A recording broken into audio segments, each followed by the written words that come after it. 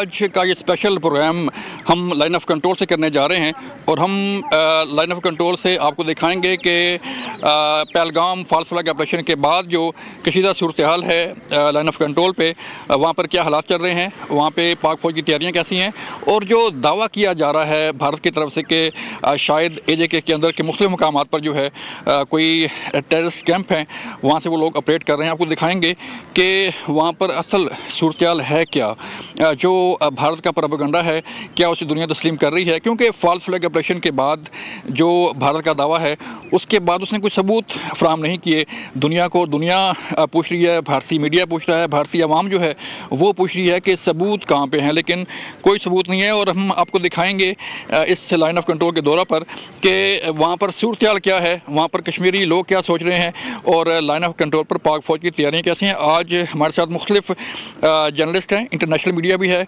Local media भी है और अता तारड़ साहब जो है वज़ीर इत्तलात भी हमारे साथ आज होंगे और बताएंगे आपको कि वहाँ पर सूरत हाल क्या है और जो दावा किया जा रहा है भारत की तरफ से वो किस हद तक ग्राउंड रियलिटी पे मबनी है और हकीकत क्या है उसकी।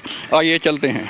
हम कश्मीर पहुँच चुके हैं और कश्मीर के मुख्तलिफ सेक्टर्स पे लाइन ऑफ कंट्रोल के मुख्तलिफ एरिया में आपको लेके चलेंगे, दिखाएंगे कि यहाँ पर क्या सूरत हाल है। यहाँ पे हमारे साथ जर्नलिस्ट हैं, वज़ीर इत्तलात अता तारड़ हैं और मीडिया को दिखाया जा रहा है कि जो लाइन ऑफ कंट्रोल की सूरत हाल है वो क्या है और भारतीय प्रोपेगेंडा क्या है। जो फॉल्स फ्लैग ऑपरेशन करवाया गया पहलगाम में उसकी रियलिटी जानने के लिए, लाइन ऑफ कंट्रोल की सूरत हाल जानने के लिए हम यहाँ पहुँचे हैं। नाज़रीन, हम पहुँच चुके हैं बेला नूर शाह और ये वो मकाम है जिसके बारे में भारतीय मीडिया, भारतीय हुकूमत प्रोपेगेंडा कर रही है कि यहाँ पर आज़ाद कश्मीर में मुज़फ़्फ़राबाद के इलाका बेला नूर शाह में टेररिस्ट कैंप्स बने हुए हैं जिन्होंने पहलगाम वाक़या किया, पहलगाम हमला किया। तो हम आ जाएँ यहाँ पर दुनिया को दिखाने के लिए कि क्या यहाँ पर कोई टेररिस्ट कैंप है, कोई यहाँ पर दहशतगर्द हैं। ये इलाका बेला नूर शाह एक गांव है जो मुज़फ़्फ़राबाद की हाइट पर मौजूद है और पीर चनासी के बारे में कहा गया था कि वहाँ पर टेररिस्ट कैंप हैं। और आज हमें लेके आए हैं अता तारड़ साहब वज़ीर इत्तलात यहाँ पर मीडिया को। यहाँ पर इंटरनेशनल मीडिया है, यहाँ पर नेशनल मीडिया है और लोग यहाँ पर देख रहे हैं कि क्या कौन से टेररिस्ट कैंप हैं यहाँ पर। अता तारड़ साहब, बहुत शुक्रिया यहाँ पर हमें इन्वाइट करने का, यहाँ पर लाने का। और हमने देखा यहाँ पर कि कितने टेररिस्ट कैंप यहाँ पर मौजूद हैं। ये बेला नूर शाह के बारे में कहा जा रहा था, पीर चनासी के बारे में कहा जा रहा था कि यहाँ पर कोई टेररिस्ट कैंप हैं, क्या है यहाँ पे सर?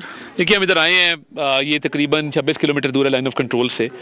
बेला नूर शाह मुज़फ़्फ़राबाद के डिस्ट्रिक्ट में है। आपने पीर चनासी वो देखें ऊपर पीक पे है, एक टूरिस्ट एरिया है, बड़ा खूबसूरत एरिया। ये भारतीय गवर्नमेंट ये कह रही थी कि टेररिस्ट को यहाँ पे ट्रेन करके, तरबियती कैंप है यहाँ पे और यहाँ से ट्रेन करके जो है वो पहलगाम भेजा गया था। मैं ये समझता हूँ कि बड़ा मज़े का खेज़ है। यहाँ पे स्कूल्स मौजूद हैं, गवर्नमेंट का स्कूल है, प्राइवेट स्कूल्स हैं, यहाँ पे आबादियाँ हैं, लोग रह रहे हैं, टूरिस्ट आ रहे हैं मोटरसाइकिल्स पे यहाँ पे इसको विजिट कर रहे हैं एरिया को। तो मैं समझता हूँ कि ये एक अहमकाना हरकत है भारतीय गवर्नमेंट की। हमने आज भी इस प्रोपेगेंडा को बेनकाब किया और आपने देखा कि यहाँ पे लाइफ एज़ यूजुअल है, बिजनेस एज़ यूजुअल है, मामूलात ज़िंदगी बिल्कुल नॉर्मल तरीके से चल रहे हैं।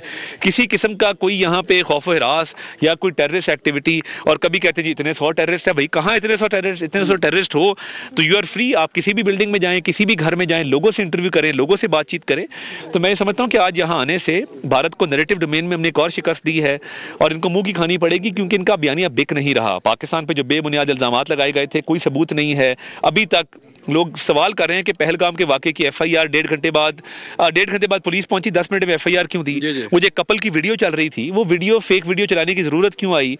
तो मोदी सरकार से उनके अपने लोग सवाल कर रहे हैं और हमारा यहाँ आना आज भारतीय हुकूमत के मुँह पे एक ज़ोरदार तमाचा है। पहले पहलगाम वाक़े के बाद इल्ज़ाम लगाया गया पाकिस्तान पे कि पाकिस्तान ने ये हमला करवाया, लेकिन जब दुनिया ने, जब मीडिया ने, इवन भारतीय अवाम ने जब सबूत मांगे तो सबूत नहीं थे। उन्होंने ब्रीफिंग दी अपने सफरतकारों को, वहाँ भी सबूत मांगे कि सबूत नहीं थे। तो अब जो है इस सारी नाकामी पर पर्दा डालने के लिए ये प्रोपेगेंडा किया जा रहा है कि यहाँ पर बेला नूर शाह में, पीर चनासी में जो है वो टेररिस्ट कैंप आ गए। बिल्कुल, ये अपनी नाकामी और खिफत मिटाने के लिए अब ये बात कर रहे हैं और अकल के अंधे हैं। लास्ट टाइम भी जब इन्होंने बालाकोट में वो दरख्त गिरा दिए हमारे और उसके बाद 2 हमने जहाज़ इनके गिराए, तो ये हर दफ़ा ये पुरानी प्ले बुक है। हमेशा इल्ज़ाम लगाते हैं कि जी फ़लाँ जगह पे जो है वो टेररिस्ट कैंप हम अटैक करने लगे हैं। बालाकोट में क्या मिला? कुछ नहीं मिला। आज हम यहाँ पे आए हैं, आपने देखा अपनी आंखों से, तो ये इनके पुराने अज़ाइम हैं, जंगी अज़ाइम हैं, बेवकूफ़ाना हरकतें हैं। तो इस दफ़ा इनको मुँह की खानी पड़ी है नैरेटिव डोमेन में, डिप्लोमेटिक डोमेन में। और इंशाअल्लाह ताला अगर ये आए तो इनको ऐसा सबक सिखाएंगे, इनको छठी का दूध याद आ जाएगा। तारड़ साहब, भारतीय मीडिया भी प्रोपेगेंडा कर रहा है और भारतीय हुकूमत भी प्रोपेगेंडा कर रही है कि हम किसी भी वक्त जो है पाकिस्तान पर हमला कर सकते हैं। पहले उन्होंने इंडस वाटर ट्रीटी जो है वो ख़त्म किया, वो काम ना आया, तो अब जो है वो धमकियाँ दी जा रही हैं। तो पाकिस्तान की तैयारी कैसी है? पाकिस्तान की मुकम्मल तैयारी है, हमारी आर्म्ड फोर्सेज अलर्ट पे हैं और हम हर तरह से तैयार हैं। हमने कभी पहल नहीं की, मगर अगर ये आएंगे तो इनको ऐसा जवाब दिया जाएगा कि इनकी नस्लें याद रखेंगे इंशाल्लाह ताला। तो तारड़ साहब, हमने देखा यहाँ पे मुजफ्फराबाद में और लाइन ऑफ कंट्रोल के आसपास के एरिया में, यहाँ पे मामलात ज़िंदगी बड़े रूटीन में चल रहे हैं, लोग यहाँ पे काम कर रहे हैं, स्कूल जा रहे हैं, बच्चे बाजार खुले हुए हैं।